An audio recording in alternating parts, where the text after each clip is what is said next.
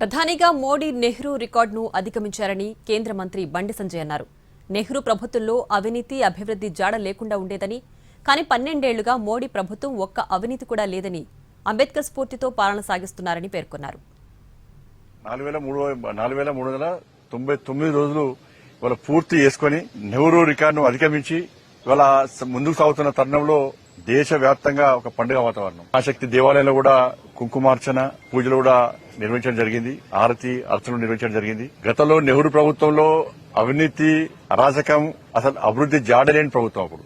కానీ ఇన్ని సంవత్సరాలు, ఇన్ని రోజులు, నిరంతరం 12 సంవత్సరాలు ఏ అవినీతి మచ్చ లేకుండా దేశాన్ని అభివృద్ధి చేసేటువంటి ప్రధానిగా ఉంటున్న నరేంద్ర మోడీ గారికి నిండు నూరేళ్లు ఆయురారోగ్యాలు అందించాలని చెప్పి ఆ అమ్మవారిని వేడుకోవడం జరిగింది. 2047 వరకు వారు ప్రధానిగా నిరంతరం కొనసాగాలని చెప్పి ఇవాళ ప్రతి భారతీయ జనతా పార్టీ కార్యకర్తతో పాటు